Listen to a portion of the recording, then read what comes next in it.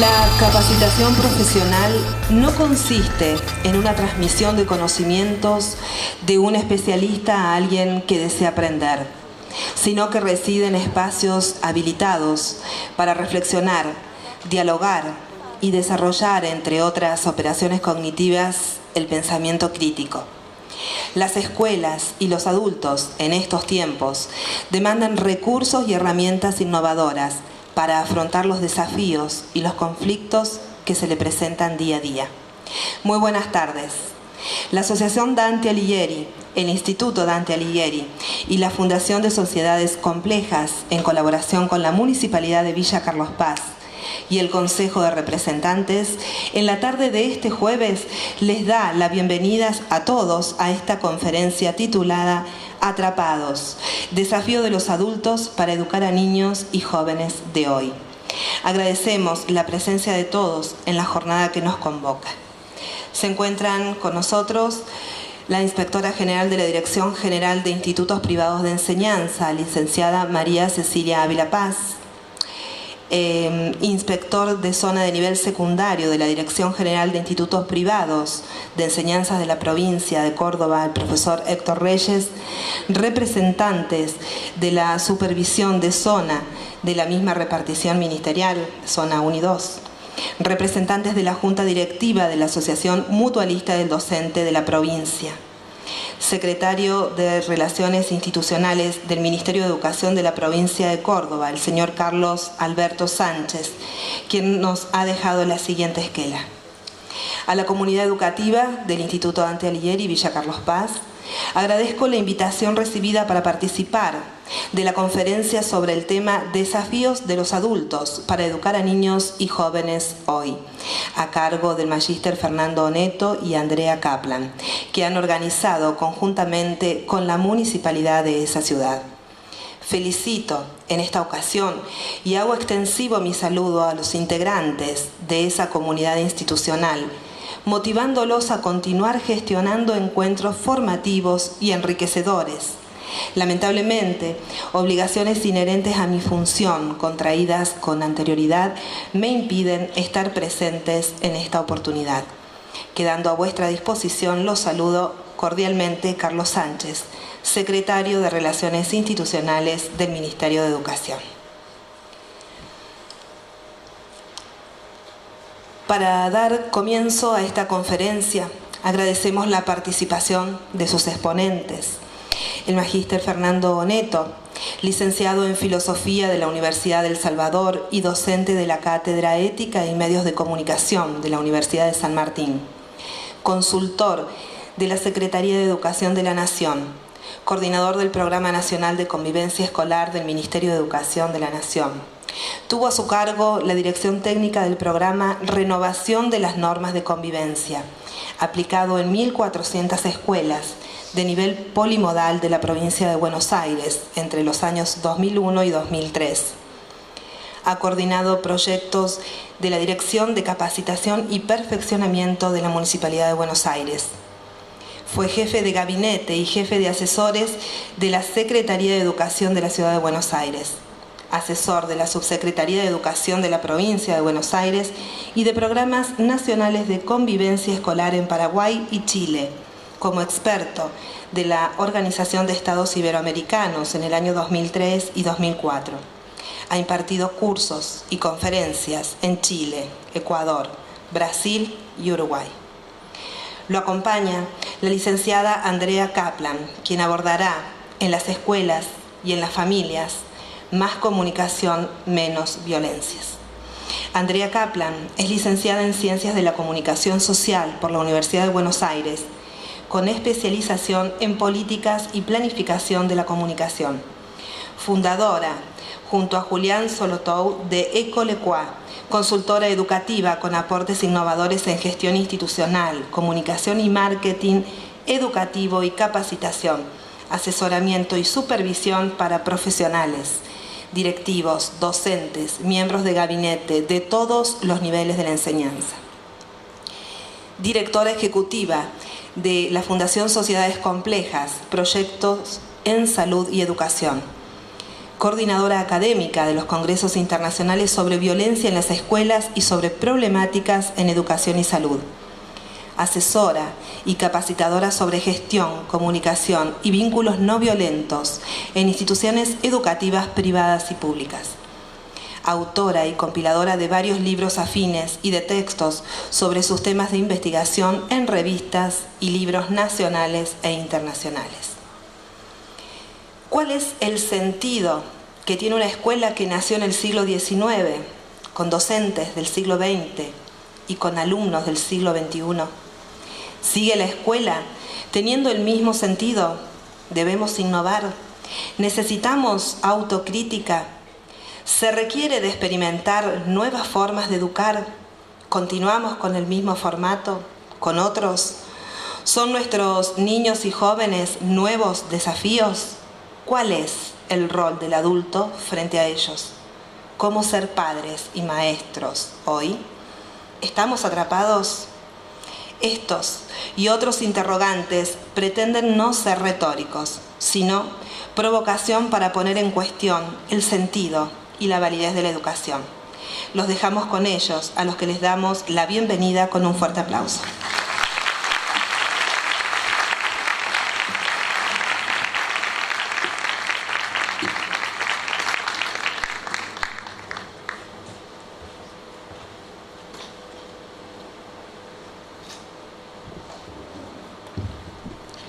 Bueno, buenas tardes.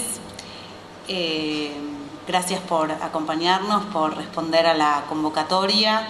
En primera instancia, a mí me gustaría, en nombre de la Fundación Sociedades Complejas, agradecer inmensamente al Instituto Dante Alighieri por la invitación y por el trabajo que ha significado la organización de esta primera actividad conjunta, a la Municipalidad de la Ciudad de Villa Carlos Paz y al Consejo de Representantes y a los responsables, por supuesto, del teatro por recibirnos, y a todos ustedes por estar hoy acá y responder a esta primera invitación. Hago hincapié en esto de que es un primer paso, después ya nos van a contar las autoridades de la escuela de qué se trata. Yo algo ya estuve igual anticipando en las redes sociales desde el área de comunicación de la Fundación. Teníamos ganas de acercarnos a esta ciudad para traer de alguna manera un proyecto de capacitación compartida en términos colaborativos y asociativos. Nos encontramos con que en la Dante Alighieri había esa receptividad y ese espacio para pensar juntos cuáles son las demandas más preocupantes y que más interrogantes generan a los profesionales, no solo de la educación, sino también del área de la salud mental y del trabajo social, que son los tres públicos con los que habitualmente nosotros concentramos esfuerzos y recursos y trabajamos más centralmente, no únicamente, pero más centralmente. También suelen participar profesionales de otras disciplinas ligadas por ahí al trabajo en derechos de la infancia y demás, pero centralmente nos dirigimos al público de salud, educación y trabajo social. Cuando pensábamos cómo articular dos expresiones de ideas, tales como son los trabajos que venimos desarrollando Fernando como yo, en distintos ámbitos, a mí se me ocurría la idea esta de los espectáculos de música, de los shows musicales en donde hay un telonero, ¿no? ¿Por qué telonero? Porque quedaba armado, presentado todo el escenario detrás del telón para el experto, Fernando, y un grupo de música como más joven y con una trayectoria reconocida, pero también de alguna manera más incipiente, que hacía como un espectáculo más reducido. Y lo que voy a tratar de hacer es una introducción tomando uno de los dos temas centrales que yo trabajo, en este caso el de la comunicación, muy ligado a la cuestión de las violencias y al tema que yo trato de desarrollar y de acompañar en las instituciones educativas y con sus profesionales, que tiene que ver con la violencia en, de y hacia las escuelas. Como entiendo que acá puede haber o hay también padres y gente que no trabaja en las escuelas habitualmente, aunque pueda estar interesada por sus problemáticas. Voy a hacer como a medio camino entre lo que es el trabajo más habitual que nosotros desarrollamos con profesionales y el que desarrollamos con padres, así que espero que se entienda. Y si no, me paran y me dicen. Yo no los veo muy bien, pero ustedes párenme y me dicen. Que lo titulé En las escuelas y en las familias, más comunicación y menos violencias. Cuando yo comencé a trabajar la cuestión de la violencia en las escuelas, lo primero que intentamos fue desarmar el constructo de violencia escolar, considerando que la violencia no es primordialmente generada por la institución escuela, al menos no en la actualidad, sino que la violencia tiene que ver más con atravesamientos sociales y complejidades sociales muy densas, muy intensas, que en la escuela, digamos, tienen un escenario en donde ser representadas. Extrañamente, y yo esto lo confieso porque me parece como un proceso interesante en mi propia construcción de la temática, mi primer enfoque no tenía tanto que ver con lo sociocomunicacional, que es mi formación de base, sino más con las cuestiones ligadas a la educación. Y en algún momento me encontré en un trabajo que hicimos durante un año con Julián Solotov desde la consultora, planteando soluciones, digamos, o planteando, digamos, modos de abordaje de diversas problemáticas, que muchas de las cuestiones que teníamos como que desenmarañar y como que encontrar como ahí por dónde entrar tenían que ver con la comunicación. Entonces, como que fui un poquito para atrás en lo que había estudiado hace ya bastantes años, y les quiero proponer y compartir algo que es como troncal en la formación en comunicación social, al menos en la Universidad de Buenos Aires, para después meternos en una de los dos temas centrales que a mí me parece que se pueden tomar como herramientas de acción para ejercer y ejercitar prácticas de no violencia, que en este caso tiene que ver, porque no voy a llegar, digamos, si llego vamos a tratar de ver el tema de las paradojas, pero que tiene que ver con los discursos polarizantes o polarizadores. Para ello lo primero que voy a hacer es encuadrar un poco la cuestión y entonces compartir una pregunta que es ¿qué es la comunicación? Creo que se ha superado y que todos lo vamos a compartir, aquel esquema viejo que decía que había un emisor A y un receptor B, que el emisor A emitía un mensaje y el receptor B esperaba tranquilito recibir el mensaje, con suerte no había ruido y entonces el mensaje llegaba correctamente del emisor al receptor. Eso es un esquema, digamos, un modelo totalmente superado, a mi entender. Yo prefiero plantearles a todos ustedes y compartir la visión, entre otros, de Eliseo Verón, digamos, como alguien de muchísimo peso en la semiología contemporánea, que plantea que la comunicación es un proceso social de producción de sentido. ¿Qué quiere decir esto? Quiere decir que en principio no hay un emisor que ya le imprimió a su mensaje acabadamente una significación taxativa, correcta, verdadera, acaso absoluta, y que hay un receptor que entonces va a poder decodificar ese mensaje. Como les decía, eso está superado, sino que el sentido de los discursos sociales es construido, y no solamente construido, sino reconstruido en la cotidianeidad de los vínculos, es decir, en el proceso de circulación, en el entre las condiciones sociales de producción de los discursos y las condiciones sociales de recepción, en donde ciertamente hay una intencionalidad que se imprime sobre el discurso por parte de quien lo produce, pero no hay una determinación del sentido, sino que ese sentido va a construirse en ese entre que es la circulación. Pero no solo eso, dice Verón, insisto, entre otros, ¿no? Lo traigo como para que después quede ahí La semiosis social, que es uno de sus libros de cabecera, sobrevolando por si a alguien le interesara profundizar. Dice Verón, y yo lo tomo, que todas las prácticas sociales, es decir, las prácticas educativas, las prácticas de la crianza, las prácticas de atención a la salud, las prácticas del trabajo sociocomunitario con niños, niñas y jóvenes, son instancias comunicacionales. Esto quiere decir, y me parece que esto es como central para poder avanzar, que la comunicación no puede ser entendida como mera transmisión de información, sino como un espacio de generación de significaciones sociales que por supuesto van a depender del conjunto de personas que estén en esa instancia y de sus propias historias. Ahí está la referencia. Ahora bien, si todas las prácticas sociales son instancias comunicacionales y si el sentido a los discursos y a todo aquello que se intercambia en la comunicación tiene que ver con los vínculos, digamos, con la relación, con ese entre que hay entre el que produce un mensaje y el que lo recibe, debemos suponer al menos que todo eso no puede ser armónico, que todo eso no puede ser estable y siempre bien dicho y bien recibido.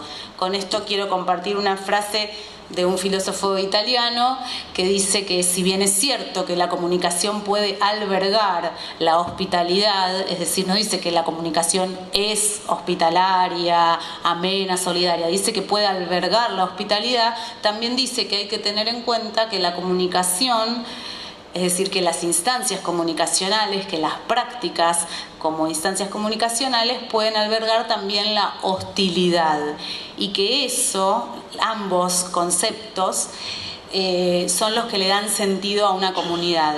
Y yo pensaba que muchas veces en las instituciones, de hecho nuestro ya tradicional Congreso sobre Violencia en las Escuelas, en su primera edición en 2009, se llamaba, no sé si te acordás, Primer Congreso Internacional sobre Conflictos y Violencia en las Escuelas, y luego nosotros tomamos la decisión en su segunda edición, y ha quedado así, al menos de momento, pero lo podemos volver a revisar, quién sabe, como Congreso Internacional sobre Violencia en las Escuelas. ¿Por qué?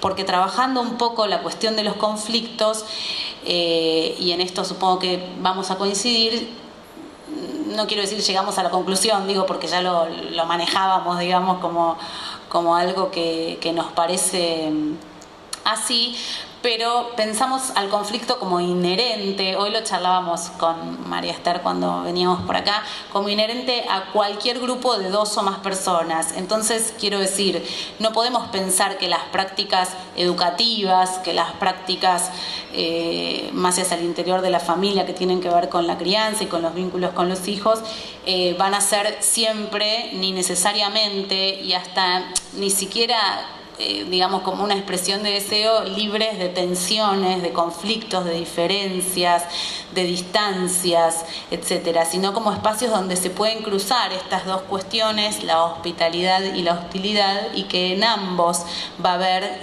instancias de generación de sentido.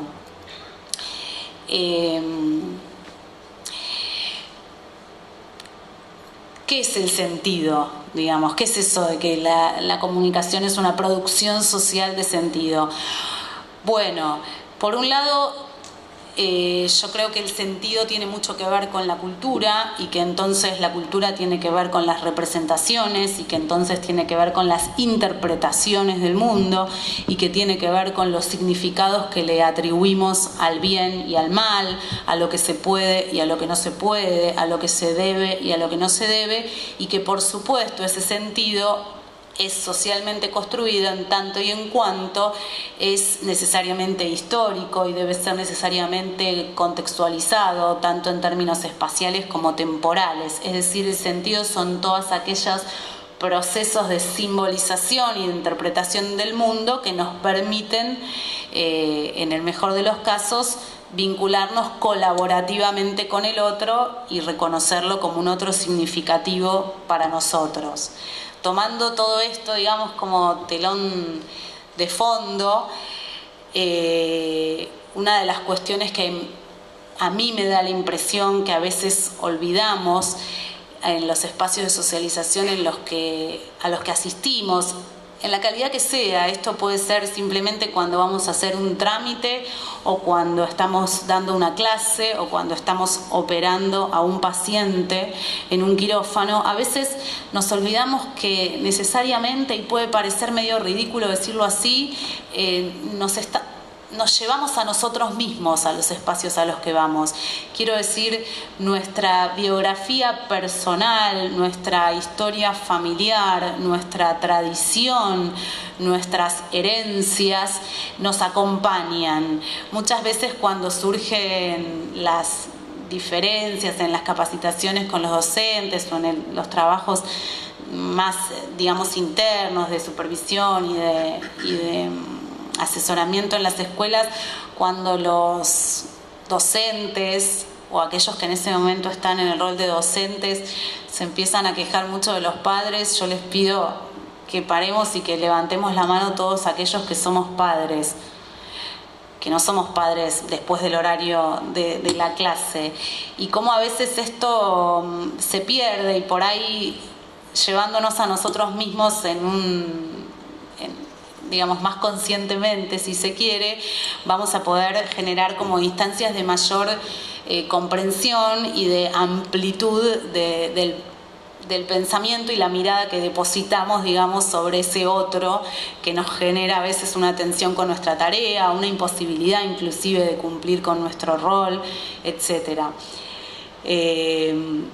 A eso lo podríamos denominar como contexto comunicacional, que son todas esas todo lo que tiene que ver con nuestra propia identidad, tanto la personal como la familiar, con la herencia, con los valores, etcétera, ¿no? Esto lo va a tomar Fernando, ¿no? Lo vamos a saltear. La otra cuestión que me parece que cuando ejercemos y desempeñamos roles, sobre todo en educación y de acompañamiento terapéutico y de atención en salud mental, que debemos tener en consideración y que me parece que no hay que descartar, que muchas veces esto queda como en un espacio más reducido o de menos interés, es todo lo que tiene que ver, partiendo de nuestras trayectorias y de nuestras biografías y de nuestras narrativas personales, con nuestra propia intuición y nuestra propia experiencia. Muchas veces, bueno, en alguna época yo comenzaba las capacitaciones diciendo que no venía a rectificar, sino a validar con ustedes las prácticas y las intuiciones que nos llevan a tener cierto empoderamiento sobre las situaciones complejas que nos tocan atravesar, que sin duda son muchas.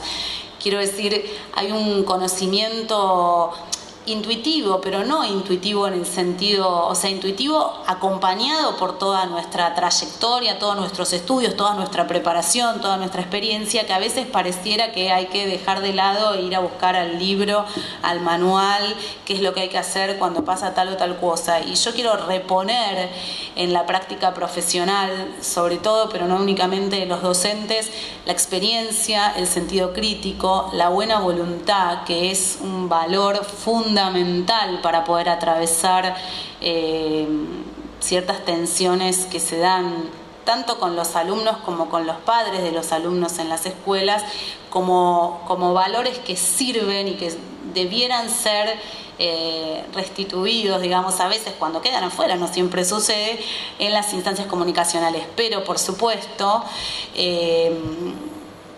sabiendo que cuando estamos ejerciendo roles profesionales, sobre todo en el trabajo con niñas, niños y adolescentes, debemos complementarla con prácticas comunicacionales específicas. No nos podemos quedar como por toda noción con la intuición. Otra cuestión que me parece interesante, digamos, volver a nombrar, en el sentido de que todos vamos a estar de acuerdo con que no existe la posibilidad de no estar comunicando, a pesar de que yo los veo en penumbras, porque estamos en un teatro que tiene una magnífica iluminación del escenario. Sus formas de atender, de estar acá, de estar sentados, de mirar, etcétera, dicen mucho de ustedes. También están comunicando gestos, acciones y sobre todo silencios, porque a veces uno cree que cuando se calla entonces no está diciendo nada. Me parece que hay que reparar, y esto sirve mucho a veces para observar los silencios de los niños, ¿no? Como los silencios hablan, y a veces hablan de dolores, de sufrimientos, de cuestiones como muy complejas, que me parece una cuestión que debemos como tener en consideración. Con todo esto, que yo lo dije muy rápidamente y espero que más o menos pueda quedar claro, y si no lo aclararemos más luego, quiero proponerles que pensemos en un montón de frases muy típicas que muchas veces todos nosotros hemos dicho alguna vez. Yo traje algunas, son al azar, no se sientan identificados, seguro que solo las dije yo alguna vez y no ustedes, pero que son así de simples y que tienen la particularidad de someternos a un problema, y es el siguiente: si yo hice todo lo posible, no hay nada más por hacer. Si no hay nada más por hacer, seguramente no haya nada más por decir, y entonces ¿para qué estamos acá? Si nunca me escuchan, debiera callarme. Si me callo, de alguna manera sigo expresándome. Si todos los niños son iguales, recién nos hacíamos la pregunta con Fernando, ¿iguales en qué? O sea, a mí me surge decir que todos los niños son iguales, tiene ahí como escondido que todos los niños son igualmente traviesos, igualmente desatentos, igualmente aburridos, igualmente dispersos. Yo no leo en esa frase, cuando la escucho, que todos los niños son igualmente bondadosos, igualmente atrapantes, igualmente deseosos de estar en la escuela. Si nadie atiende en clase, ¿para qué estoy dando la clase? Si siempre se pelean, es que nunca se llevan bien. Tendré que hablar con otros actores de la institución. Y así podríamos seguir. ¿Qué quiero decir con esto? Y esto nos pasa siempre, yo muchas veces trato de ponerme como ejemplo porque me parece divertido, pero las mujeres en general, creo, sin caer en estereotipos, siempre decimos que los maridos nunca nos escuchan, ¿no? Y un día me dice, el mío, me dice, es que vos nunca parás de hablar. Bueno, y por eso, no me estás escuchando, siempre te tengo que decir lo mismo. Con esto quiero decir, cuando decimos que todo, que siempre, que nada, que nunca, muchas veces lo que pasa, yo después se los dejo esto, es que polarizamos la potencialidad del discurso de una manera como muy dramática, muy densa, muy absoluta, y no dejamos como resquicios para poder pensar las transformaciones que sean necesarias sobre los problemas que sí se podrían leer en estas frases, que son las angustias de los docentes que sienten que no pueden dar clase, las angustias de los padres que sienten que los hijos no los respetan, las soledades en que muchas veces trabajan los equipos docentes cuando sienten que las directoras no tienen tiempo para reunirse con ellas, y probablemente las soledades en que las directoras trabajan cuando están resolviendo problemas estructurales en las escuelas y no pueden reunirse con los docentes, aquellas aulas o aquellas casas en donde los niños permanentemente están peleándose. No estoy diciendo que todas estas cosas no pasan, digo que los modos del decir tan extremos, me parece a mí humildemente, son complicados para poder ejercer y ejercitar prácticas de no violencia. ¿Por qué insisto tanto en las prácticas de no violencia y no en, pongámoslo así, lo digo con respeto, en ejercer la paz, por así decirlo? Porque creo, y María Elena Walsh acá nos ayuda muchísimo, que tenemos que ser capaces de saber que somos capaces, tenemos que saber que somos capaces de ejercer violencia. Hay una frase de María Elena Walsh, por eso la traigo, que decía que tenemos que, a ver si la puedo decir sin, pobre María Elena, decía, tenemos que ser capaces de entender que los jóvenes, no dice capaces, pero que los jóvenes son capaces de ejercer violencia y no tontitos inofensivos. Ahí va. Para la causa del pacifismo debemos comprender que los jóvenes son capaces de ejercer violencia y no tontitos inofensivos.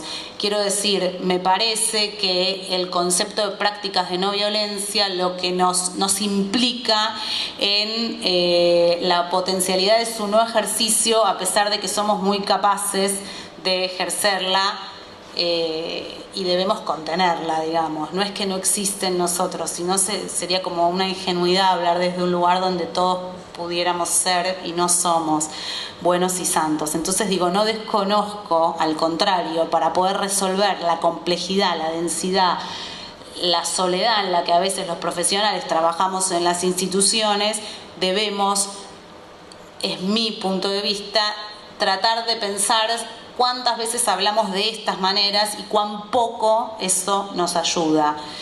Quiero decir, no tenemos términos medios, matices, no podemos ver la realidad sin pensar en estas categorías absolutas. Yo a veces les propongo este ejercicio, que traten en un periodo corto, vamos a suponer de una semana, que sume el fin de semana, para que también lo puedan hacer una lectura, una autolectura del uso privado, íntimo que hacen de estas frases, de cuántas veces usamos en nuestros discursos más cotidianos y de nuestras conversaciones más triviales y de pasillo y demás, esto de está todo mal, nunca nada va a cambiar.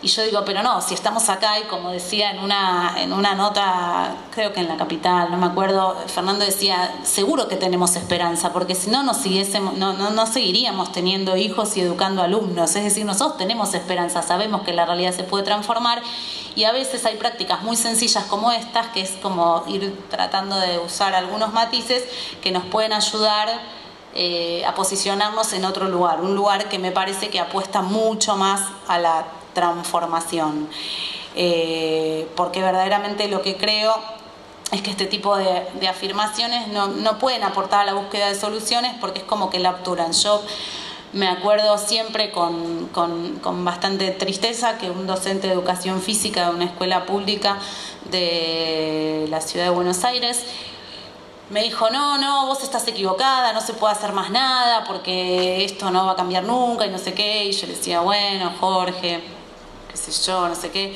Me dice, es que vos no entendés. Me dice, estos chicos no son para la escuela. Bueno, ¿y a dónde tienen que ir? Y me dice, al neuro. Yo no escuché, les juro que no escuché. Les dije, ¿cómo? Me dice, sí, estos pibes no va a cambiar nada. Digo, tenemos que desarmar estos discursos tan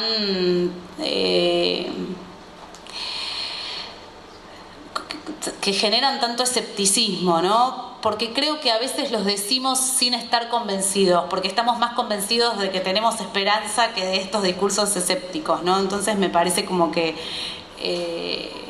además pasa esto, ¿no? Como que nos generan mucha frustración, ¿no? De que si todo está así de mal, nada se puede hacer. Y además por esto, ¿no? Porque la realidad nunca es absoluta y porque pretenden como descripciones muy cerradas sobre sí mismas, digamos, que no que no habilitan, digamos, que no reconocen que cuando yo digo eso se lo digo a otro que puede estar aportándome una mirada distinta, como que cierran y terminan con el diálogo. Hace poquito, y con esto termino, estábamos en Santa Fe, en Tucumán, en el Congreso Internacional de Violencia en las Escuelas, y Liliana González, una psicopedagoga acá de la ciudad, decía: cuando no hay palabra, sobreviene la violencia, ¿no? Y por otro lado decía: lo que no se dice, lo que no se actúa, no se dice, no digo solamente con palabras, sean orales o escritas, genera enfermedades psíquicas o físicas. Entonces me parece como que revalorizar la comunicación con un espacio, como un espacio donde construir sentido, mucho puede propiciar otras prácticas, tanto educativas como, insisto, hacia el interior de las familias. Esto voy a saltear y voy a ir al final. Esta es una foto que circuló en Facebook, probablemente alguien la vio, y que un poco establece como niveles de diferencia de cómo nos hablamos, ¿no? Una cosa es, no sé, a mí me pasa por ahí que vengo como distraída o sin pensar, y que subo al taxi y le digo: hasta Santa Fe, callao. Hola, buen día, por favor, podría ser. Y esto me pareció como muy gracioso, ¿no? Dime cómo hablas, te diré cuánto te sale un café. Porque estas cosas pequeñitas, ¿no? Y simples, creo que a veces las perdemos de vista y nos pueden resituar en espacios más propicios para la convivencia, por supuesto para el aprendizaje, para la enseñanza y para estar nosotros mismos más contentos en los desarrollos profesionales y vinculares de todo tipo que establezcamos con otros. Y para cerrar, nosotros seguramente muchos de ustedes ya lo vieron, en 2012 hicimos un spot a propósito de uno de los congresos de violencia en las escuelas, que tiene mucho que ver con con estas cargas sociales. A mí me gusta decir que los chicos a veces llegan como con una mochila de cargas sociales a las escuelas y con la comunicación, y se los comparto.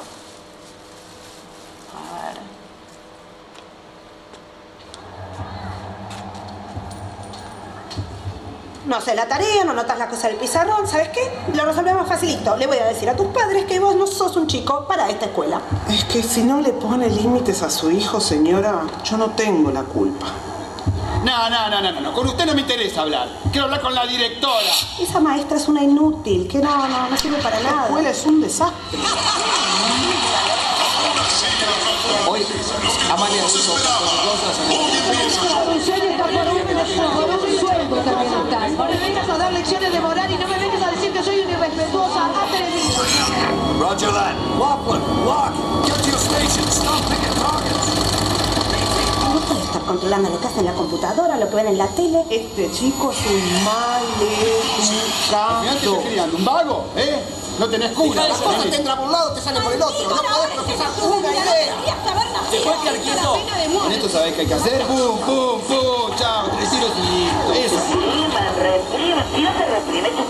Hay inseguridad y no se puede salir a la calle. La sociedad quiere matar.